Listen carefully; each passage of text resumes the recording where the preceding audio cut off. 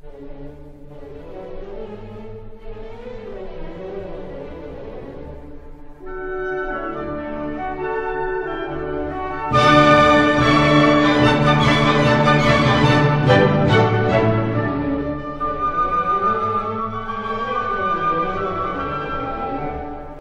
noite.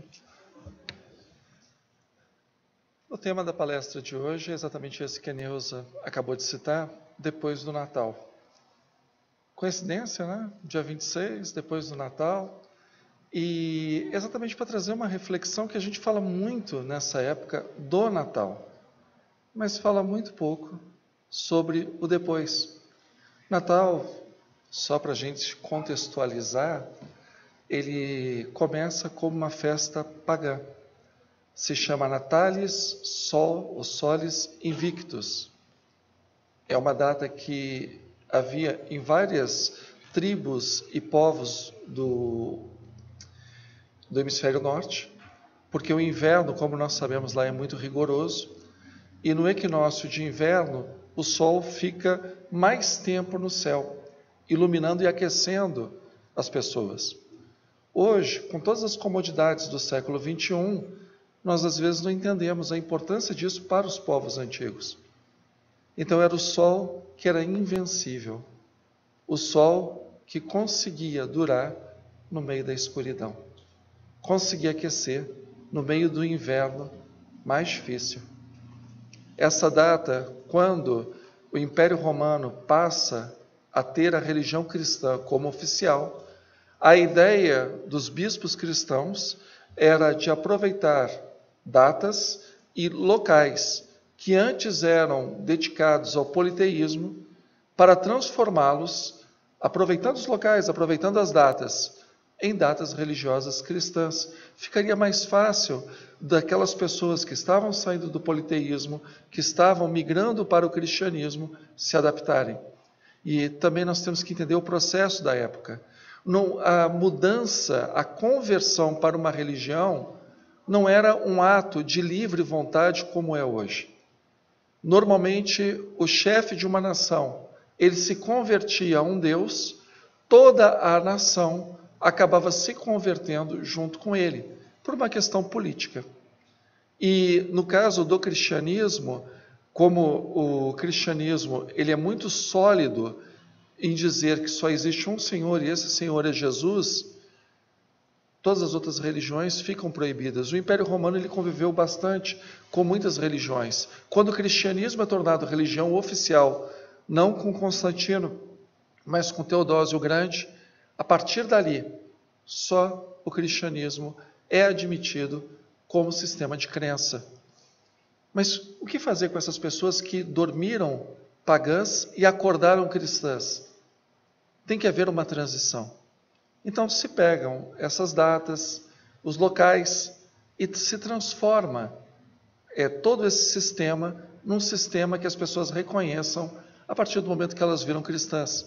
Então, por exemplo, muitos templos que são templos pagãos são ressignificados no cristianismo. Então, o altar onde eram feitos os sacrifícios dos animais para a deusa Hera, para o deus Júpiter, para o deus Apolo, ali é realizada a consagração da Eucaristia. Os nichos dos templos, onde ficavam as imagens, as estátuas dos deuses, foram substituídos por imagens de mártires cristãos. Os hinos são substituídos, os hinos que faziam parte das comemorações pagãs são substituídos por hinos cristãos. O mesmo incenso que limpa a atmosfera espiritual dos templos pagãos, agora é usado nas missas cristãs. Então, o Natal é uma data simbólica, porque provavelmente Jesus deve ter nascido em março ou abril. Há muita discussão sobre isso, mas com certeza, pelo menos dos relatos que nos chegaram, só tem 2 evangelistas que falam do nascimento de Jesus, Mateus e Lucas, e não são dados históricos, são dados teológicos, mas presume-se que se tiver pastor, tiver céu, claro, estrela, a melhor época é essa, março ou abril. Vamos pegar o símbolo que fica mais fácil. Natal é nascimento, mas tem o Natal. Não é um Natal, é o. Nasceu alguém que fez a diferença. É importante a gente comemorar isso. Nós, seres humanos, somos movidos por símbolos. O símbolo é muito mais importante para uma cultura do que a sua própria história. O mito, ele é uma bandeira, ele é um facho de luz que une as pessoas em direção ao futuro, dando para essas pessoas o mesmo passado. Por isso que é importante essas comemorações. Por isso que é importante a gente entender essa simbologia. Peguemos a simbologia, para quem tiver curiosidade, lendo Mateus, lendo Lucas, é que no presépio a gente coloca tudo como se fosse um único relato. Mas são relatos excludentes. Se aconteceu como está em Mateus, não pode ter acontecido como está em Lucas. Se aconteceu como está em Lucas, não pode ter acontecido como é narrado por Mateus. Mas a preocupação do evangelista não é fazer uma biografia. A vocação de um evangelista é contar uma história piedosa, para que quando a comunidade cristã, que naquela época, século I, é formado majoritariamente por pessoas analfabetas, quando a pessoa abre aquele pergaminho, aquele rolo, para ler aquela história, com a comunidade toda sentada na casa de alguém, as igrejas eram residências. Os cristãos, eles não tinham templos, eles se reuniam na casa ou às vezes na natureza, para lembrar e relembrar as suas memórias. O dia 25 ele foi definido 3 séculos depois. As pessoas não estavam tão preocupadas com o nascimento de Jesus. Para elas o mais importante é que ele havia morrido na cruz, ressuscitado ao 3º dia, e com isso uniu as pessoas a Deus. Religou o ser humano à divindade. Mas as histórias do nascimento, da vida dele, naturalmente vão surgindo. Então imaginem, quando se abre aquele pergaminho, para pessoas que vivem em sociedades patriarcais, sociedades via de regra agrícolas, ouvirem aquela história, ou na volta de uma fogueira, ou antes de dividir o pão, tomar o vinho e falar: o Senhor vem, Maranata, o Senhor vai vir. É nessa circunstância que as histórias de Natal são faladas, relembradas, e todo ano voltam à meditação daquilo. Vamos pegar o símbolo, que esse símbolo está no presépio, está na árvore, está no Papai Noel. Por mais que seja voltado para a parte comercial, é como se fosse um grande aniversário, uma grande festa de aniversário coletiva. Nós trocamos presentes. É como se cada um de nós ali fosse aniversariante e convidado. Quantas brigas em família, quantas dificuldades são resolvidas simplesmente porque é Natal. Os espíritos dizem que nessa época, quando as pessoas estão mais desarmadas nos seus vícios, nos seus ódios, nas suas raivas, eles têm acesso aos corações. Cada vez que um coral vai num prédio, num bloco, num bairro para cantar, aquelas músicas que, de geração em geração em geração, as pessoas se sensibilizam. As almas ali são tocadas. O Natal ele só tem um defeito: ele acaba. Depois da ceia, depois do aniversário coletivo, onde muitas pessoas não lembram nem do aniversariante, do motivo delas se reunirem. Aposto que ninguém está preocupado com o equinócio do hemisfério norte. Ninguém está preocupado com os solis invictus.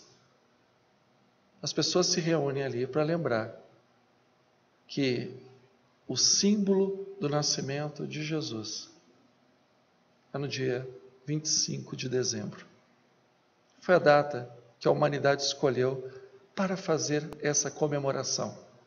E, curiosamente, as pessoas bebem e bebem bem, comem e comem bastante, mas não fazem uma única oração de agradecimento, nem que seja uma oração individual para agradecer ao aniversariante por mais esse momento, mais um Natal. A família está ali.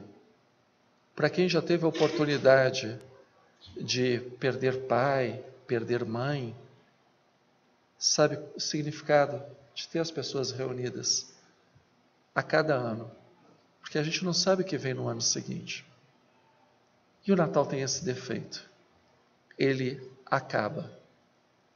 O que fazer, então, depois do Natal? Vamos recorrer aos evangelhos. Pensem na narrativa que nós encontramos em Mateus.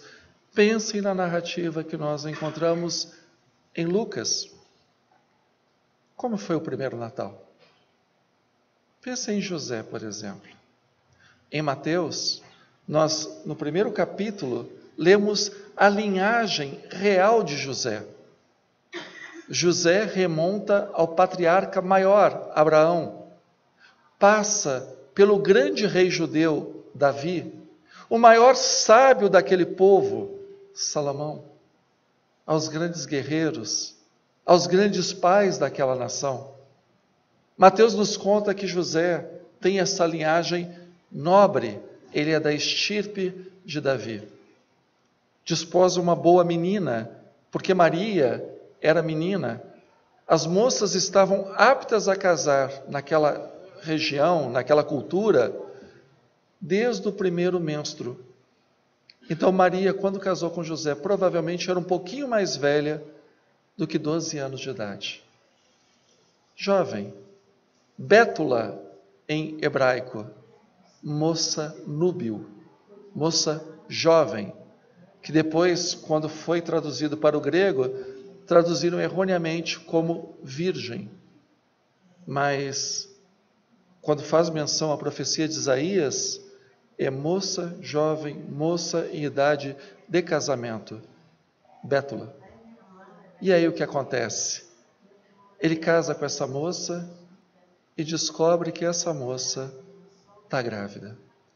Para uma turma, uma cultura, Belém é uma cidade minúscula. A história se passa em Belém. Mas Nazaré também é uma cidade muito pequenininha, minúscula. São cidades de 300, 400 habitantes. O sistema de honra e vergonha ali é muito grande. Essa jovem, se é descoberta em adultério, porque uma vez noiva, qualquer ato com outro homem é considerado adultério, porque já está prometida em casamento. E agora? Um anjo aparece para José. Nós imaginamos anjo, porque são muitas artes, muitas pinturas barrocas, na figura do Cupido. Cupido é um deus grego, que é apresentado na forma de jovem, porque não pensa, uma criança, que flecha os corações e as pessoas se apaixonam. É alado, porque não tem raízes. Essa imagem do Cupido é transportada para o barroco como a imagem dos anjos. Então as pessoas imaginam o anjo que aparece para José como uma criancinha gordinha, dizendo para que ele despose Maria. Mas se nós olharmos nas escrituras hebraicas, um homem, quando tem um encontro com um anjo, ele tem um encontro com um terror profundo. É como se ele tivesse um encontro com o sobrenatural que mostra para ele a sua humanidade e a sua humanidade destinada à morte. É um terror tremendo. É assim que você encontra um anjo no chamado Antigo Testamento. José encontra um anjo. Passa por esse terror tremendo, mas o anjo o acalma. José, eu venho em nome de Deus. O filho que Maria está esperando, de Miriam, ele foi concebido pelo poder do sopro divino. Aquilo que nós chamamos de Espírito Santo é o Rua. Rua é o sopro de Deus. É a mesma palavra para vento, é a mesma palavra para espírito, é a mesma palavra para sopro. Aquilo que Deus faz no livro do Gênesis, no barro, que põe a forma de uma pessoa, quando ele assopra o espírito naquele barro, e ali se torna um homem, é o Rua que ele põe naquele barro, e aquele boneco toma vida. Quando o anjo diz para José, que é pelo poder desse espírito, ele está dizendo que esse moço, esse menino, essa criança, nasce no ventre daquela jovem, com o sopro divino, com o Rua, o Espírito de Deus. Nas escrituras hebraico-aramaicas, espírito não é desencarnado. Nós espíritas estamos muito acostumados a ver espíritos como desencarnados. Na Bíblia, quando você fala de espírito, você está falando de um ser fora da natureza, de algo transcendente. Alguns teólogos vão dizer que o espírito é aquilo que o homem reconhece de Deus. A alma é aquilo que o homem reconhece de humano. E o corpo é o que liga o homem a seus instintos. Então, por exemplo, quando a pessoa fala, o meu espírito está apreensivo, a ligação dessa pessoa com o divino está fraca, está limitada, está fragilizada. Ali, José tem um anúncio de que aquela criança vai se chamar Emanuel, Deus conosco. Tudo que termina em El, em hebraico, significa Deus. O que vem antes é a ligação. Emanuel, Deus conosco. Porque ele vai ser responsável pela salvação de muitos. E ele aceita a jovem tem a criança. E essa jovem, quando tem a criança, aí que está a beleza da situação. O anjo continua protegendo. Vem os magos, tudo isso está em Mateus. Quem são os magos? Na antiguidade, os grandes cientistas da época eram aqueles que estudavam o céu, porque o céu determinava a vontade dos deuses. Então, a carta celeste falava para aquelas pessoas o que os deuses querem para nós humanos.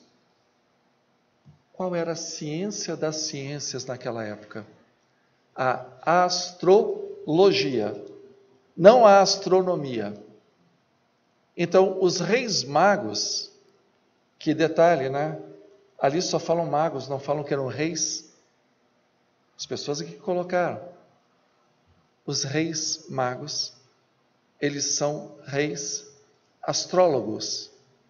A piedade popular, né, chama de reis magos, que inclusive o corpo deles, segundo a tradição medieval, se encontra na Catedral de Colônia, na Alemanha. Tem lá um túmulo, três túmulos no centro da Catedral de Colônia. Catedral belíssima. São reis que são avisados pela carta celeste que alguém muito especial nasceria. Imaginem José e Maria em Belém. A gente sabe que eles são pobres. E a gente sabe que eles são pobres porque quando nasce um menino na cultura judaica, ele tem que ser apresentado ao templo em Jerusalém. De acordo com as tuas finanças, o animal que você vai comprar para ser sacrificado pelo sacerdote, ele é diretamente proporcional ao teu dinheiro. Como eles ofereceram 2 pombinhas, essa é a oferta de gente muito pobre. Então nós sabemos que José e Maria eram muito pobres. Eles recebem a visita desses magos. E aí 3 presentes. As crianças não ganhavam presentes quando nasciam. Ouro. O ouro é um presente para os reis. O incenso. O incenso é um presente caríssimo para os deuses. A mirra. A mirra é um perfume que se usa nos cadáveres. Cada um está trazendo uma simbologia. Nasceu um rei, ele é um Deus encarnado, é isso que Mateus está dizendo, e ele vai morrer pelos nossos pecados. No nascimento está a teologia matiana de Mateus, apresentada logo ali no início. E esse menino, depois do Natal, é perseguido não pelo vizinho, não pelo tio, não pelo avô, não por um transeunte, mas quem quer a vida desse menino é nada mais, nada menos do que o rei mais poderoso que Israel teve nos 200 anos que antecederam o nascimento de Jesus.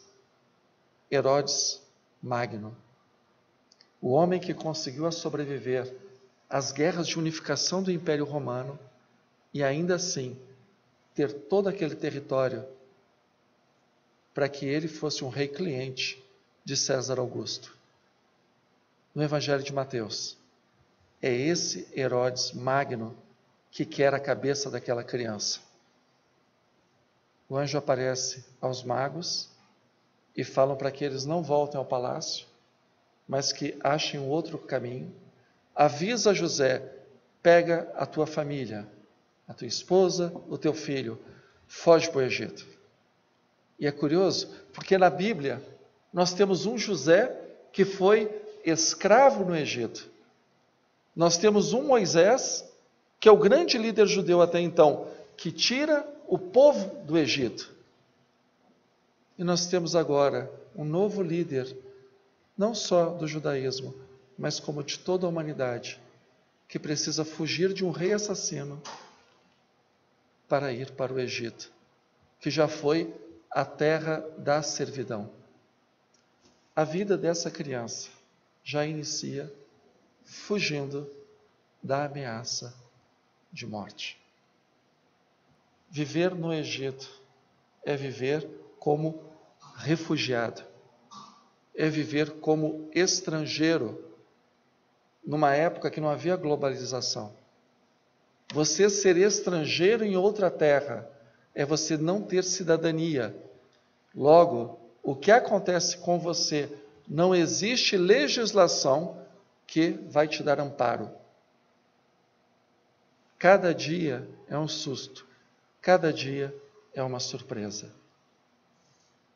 É como a vida de Jesus depois do Natal.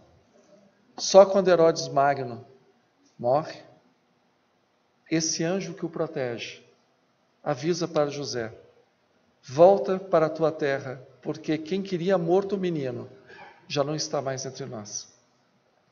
Mas não mais para Belém, que fica na Judéia.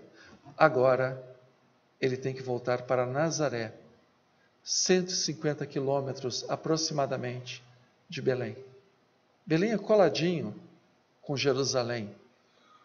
Ele tem que ir para o norte, para a Galileia, onde ninguém conhece o menino. Vamos para o Evangelho de Lucas. Em Lucas tem um grande recenseamento. O casal já é de Nazaré, ele não é de Belém. mas ele tem que fazer o recenseamento no lugar dos seus antepassados. E como José era da casa de Davi, Davi era de Belém, ele tem que ir para Belém fazer o recenseamento. É uma viagem demorada. Imagina-se que eles fizeram isso a pé ou com uma montaria simples. Cavalo era muito caro. Você ter um cavalo naquela época é igual ter um carro esporte hoje. Então, no melhor das hipóteses, eles estavam ali com o Fiat Uno deles, que era um jumentinho, para levá-los até Belém. Em Belém, eles procuram abrigo, não conseguem abrigo. E essa mulher tem que dar à luz numa estrebaria. Mas aonde? Não tem quartos disponíveis. Então, segundo reza a tradição, junto com os animais. E o que ela utiliza de berço para essa criança? Uma manjedoura, que é um tabuleiro onde põe a comida para os animais. É o coxo. Esse menino vai ficar no primeiro berço dele, num coxo de animais. Imagina, né? Uma mãe que tem o primeiro filho, que primeiro filho a mãe não deixa ninguém nem tocar para não pegar malária, né? De repente, o que ela tem de berço é um coxo. E essa mãe fica surpresa, porque os anjos fazem festa no céu. Em Belém, tem lá o local tradicional. Quem for à Terra Santa, eles têm local para tudo. Aqui Jesus comeu o primeiro McDonald's, aqui Jesus calçou o primeiro Nike dele, tem tudo lá, eles separam por local de acordo com a tradição. Tem o local, é uma igreja, onde os anjos cantaram glória no nascimento de Jesus. Mais do que isso, lembram que eu falei quando os anjos aparecem, é aquele medo tremendo? Eles apareceram para os pastores. Esses pastores que não eram considerados gente boa naquela época, porque pastor atravessa a terra dos outros. Às vezes acaba com os animais deles, acabam com a plantação da onde aqueles animais se instalam. Então o pastor não é visto de uma maneira tão agradável para as pessoas que estavam ouvindo aquela história no primeiro século. Aqueles pastores ficam aterrorizados, os anjos pedem calma e dizem que nasceu o menino. Maria, na história de Lucas, tem a visita desses pastores, que saem embevecidos, contando o que eles tinham visto, dizendo que um grande rei havia nascido e que descansava numa manjedoura.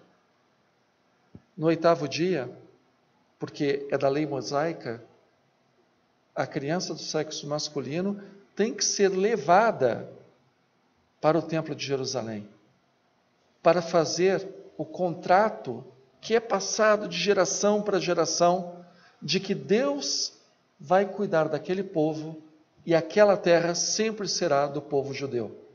Esse contrato é feito através de um corte no pênis, no prepúcio, uma pelezinha do pênis. Se chama circuncisão. Até hoje. É a aliança eterna de Iavé, o Deus dos judeus, com o povo judeu. No 8º dia, os pais vão levar esse menino no templo. E aí, tem um profeta no templo, um senhor de idade avançada, mas que aquele Espírito de Deus tinha avisado para ele que ele não dormiria, na linguagem bíblica, para a morte. Ele não morreria sem antes ver o Messias, o Salvador. Entenda, o Messias não é como nós pensamos. Jesus é o Messias, antes dele não teve nenhum, depois dele não vai ter nenhum outro. Messias era um líder. Deus escolheu vários Messias durante a história. Jesus, para os cristãos, não foi um, foi o Messias. Quem eram os Messias no Antigo Testamento? Sacerdotes, profetas e reis. Simeão vê aquela criança e diz: anuncia para o templo todo. Vocês estão vendo o Messias. Existe uma profetisa também, de nome Ana, filha de Fanuel, que fica no templo, passa os dias no templo, é viúva. E essa profetisa fala coisas maravilhosas a respeito de Jesus. Esse é o nascimento do menino. Maria, ainda quando descobriu-se grávida e soube que a sua prima, Isabel, que morava na Judéia, também estava grávida, foi visitá-la. Sobre o filho dessa Isabel, tinha sido falado grandes coisas. Era um menino que seria conhecido como João Batista. Menino que seu pai Zacarias também viu um anjo e perdeu a fala, porque ele duvidou que, sendo ele um homem velho, a sua esposa uma mulher idosa, que eles pudessem ainda ter filhos. Essa criança que já era prometida para grandes feitos, ao ver Maria chegando, se manifesta no ventre de Isabel. E Isabel tem aquele diálogo lindíssimo com Maria. A minha alma, o bebê que está comigo, manifesta alegria, porque chega a mãe do meu Senhor. Tudo isso está vinculado com essa data maravilhosa, que é o Natal. Sabe o que aconteceu depois de tudo isso? Os anjos foram embora e voltaram para o céu. Está lá em Lucas. Depois que eles anunciaram para os pastores, foram embora. Os pastores, depois que visitaram a criança, saíram de lá falando maravilhas. Nunca mais voltaram. O profeta e a profetisa do templo morreram. Herodes, que perseguia a criança, virou pó. Maria e José tiveram que trabalhar todo o santo dia para alimentar aquele bebê. Depois dos presentes dos magos, que também foram embora, quem tinha que trocar a fralda da criança era Maria. Quem tinha que alimentar, ver se estava com febre, acompanhar o choro do crescimento dos dentes, perder as noites, porque a criança chora muito, é muito ativa, eram os pais. Tudo isso depois da celebração de Natal. As pessoas de Nazaré ainda fofocavam. Como é que José pode ter aceito Maria se ela tinha engravidado antes do casamento? Ele não tinha vergonha na cara, não? Como é que aceita uma mulher nessas condições? Maria tinha que ir ao único poço de Nazaré para pegar água. José tinha que trabalhar todo dia, meia hora de distância a pé em Séforis, para trazer o pão nosso de cada dia. E igual a parábola dos trabalhadores da última hora, muitas vezes José ficava na praça, esperando alguém oferecer emprego, e voltava à noite para casa, sem ter o que oferecer para a família. Jesus provavelmente teve sarampo, provavelmente teve catapora. Aquela região também tinha muita malária. As crianças não, via de regra, mais de 50%, não sobreviviam além dos 3 anos de idade. Cada dia era uma vitória. Tudo isso depois do Natal. Depois do Natal, Isabel já não visitava, porque Isabel também tinha um filho dela para cuidar. Isabel tinha um pequeno João, que já tinha os seus predicados, as suas manias, os seus interesses. Não podia ir lá para Galileia para dar atenção para sua prima jovem. A vida continua. Essas pessoas tiveram, depois dos anjos, depois dos pastores, depois dos magos, depois dos profetas, das profetisas, depois dos templos, tiveram que defender o seu dia a dia, mas com uma diferença: elas tinham o Cristo todo dia com elas. Essa é a reflexão depois do Natal. Depois do Natal, depois do feriado, a gente vai continuar indo na padaria, vai ter que fazer, via de regra, exames, vai precisar ir ao médico, os boletos não vão parar de chegar, provavelmente uma multa aqui, outra ali, teremos conflitos familiares, vai ter reunião de condomínio. Depois do Natal, tudo segue o seu curso. A diferença é se a gente vai carregar o menino Jesus conosco, ou se nós vamos deixar ele quietinho na manjedoura. Os presentes acabaram. O Chester, o peru, a uva passa, acabou. Mas a vida continua. O símbolo, ele tem que ser revisto e repetido. O que é o rito? É você reencenar o mito. Por isso que se fala, o Espiritismo não tem ritos, não tem rituais. Porque se nós não temos um mito, nós não reencenamos aquele mito. O reencenar é o ritual. Quando no Espiritismo nós temos ritos, mas não nesse sentido. Por exemplo, o passe, ele requer uma técnica. Como uma cirurgia requer um ritual de asepsia do cirurgião. Como uma audiência requer um ritual do magistrado e dos advogados. Nesse sentido, o Espiritismo tem o rito.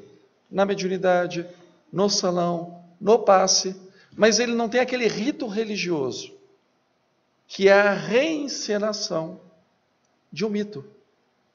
A missa é a reencenação da crucificação, morte e ressurreição de Jesus. O batismo é a reencenação de que você morreu para o pecado e retornou agora para a vida verdadeira, faz parte de uma comunidade religiosa. O Espiritismo não tem esses rituais, porque o Espiritismo, sendo fé raciocinada, ele não reencena o mito.